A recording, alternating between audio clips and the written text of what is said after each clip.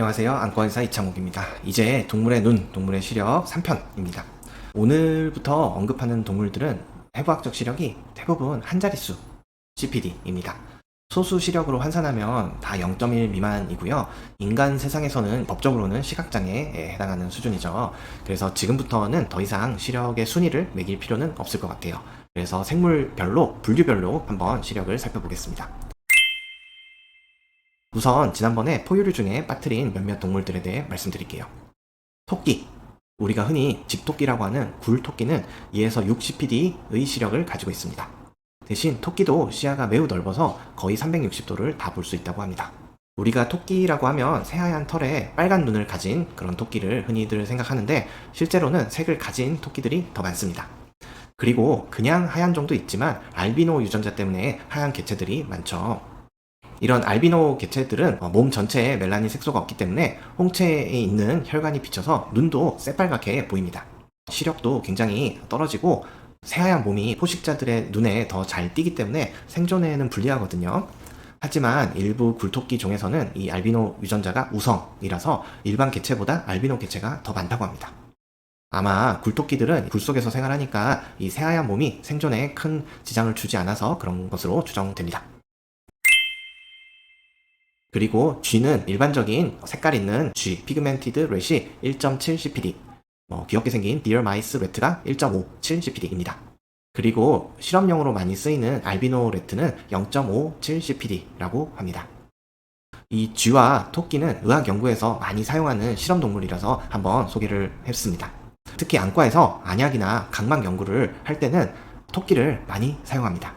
저도 토끼 실험을 많이 했었는데요. 토끼는 각막 지름과 두께가 사람과 거의 비슷해서 사람 눈 수술할 때랑 똑같은 방법을 사용할 수 있습니다. 전체 안구지름은 16mm 정도니까 24mm 되는 사람 눈보다는 분명히 작은데 각막은 사람보다 미세하게 조금 큽니다. 그래서 각막 실험을 할 때 굉장히 유용한 동물 모델이고요. 하나 다른 점은 사람 각막 내피세포는 한번 손상되면 회복을 할 수가 없는데 토끼 각막 내피세포는 재생을 하기 때문에 그런 점들이 조금 어려웠던 기억이 납니다.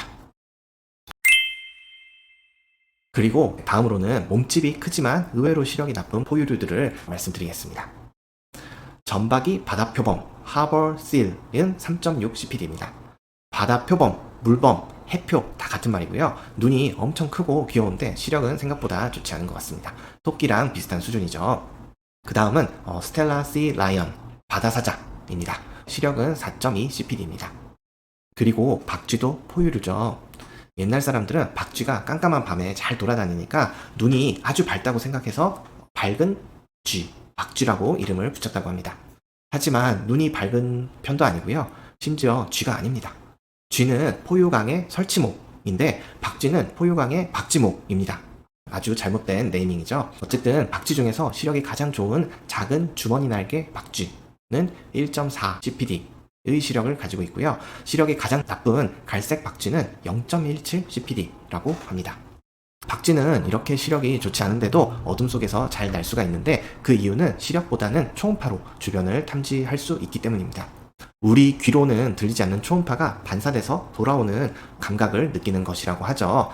그래서 이거는 청각도 아니고 시각도 아니니까 우리 인간으로서는 조금 상상하기 힘든 감각이 아닐까 합니다. 이제 포유류를 마치고 파충류로 넘어가 보겠습니다. 민물 거북은 5.6 CPD, 붉은 바다 거북은 6.1 CPD의 시력을 가지고 있습니다.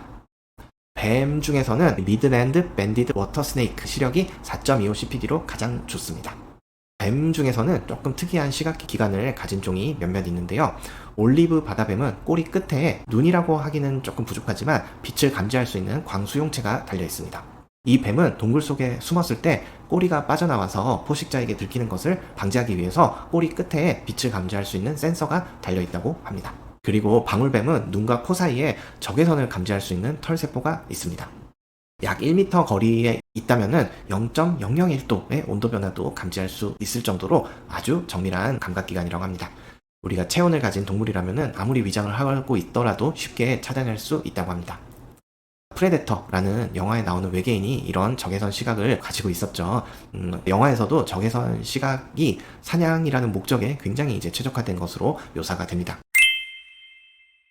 다음은 양서류입니다. 대표 주자는 당연히 개구리죠. 미국에 주로 서식하는 참개구리는 해부학적 시력이 2.82 CPD, 행동 연구로도 2.8 CPD로 측정이 되었습니다. 개구리의 눈에서 특이한 점은 먹이를 삼킬 때 눈을 사용한다는 점입니다. 먹이를 삼킬 때 자세히 보시면 눈을 껌뻑껌뻑 하는데, 이는 눈꺼풀을 감으면 눈알이 아래로 내려가면서 먹이를 목구멍으로 내려보내는 역할을 하기 때문이라고 합니다. 이제 개구리가 먹는 곤충들의 시력은 어떨까요? 곤충들은 수많은 난눈이 모인 겹눈을 가지고 있습니다. 이 놀랍게도 하나하나의 난눈에 모두 각막, 유리체, 망막이 있습니다. 좌우에 2개의 겹눈이 있는 것이 보통이고요. 비행하는 곤충들은 이 겹눈 사이에 혼눈이 하나 더 있다고 합니다. 천진반처럼 3번째 눈이 있는 거죠.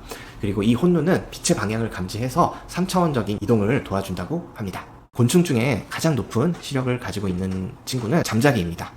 잠자리의 시력은 2CPD라고 합니다. 잠자리는 하나의 겹눈에 약 3만 개의 난눈이 모여 있다고 합니다. 그 외에는 지금까지 연구된 곤충들의 시력은 좋지 않습니다. 지금까지 측정된 곤충 시력의 98%는 1CPD 미만이라서 언급하기가 어려울 것 같고요. 곤충 전체의 평균 시력은 0.25 CPD에 불과하다고 하니까 우리의 시력으로 환산하는 것은 조금 어려울 것 같습니다. 사실 곤충들의 눈은 우리의 눈과 아주 다르기 때문에 곤충들의 시야가 어떨지는 아직은 상상의 영역인 것 같습니다.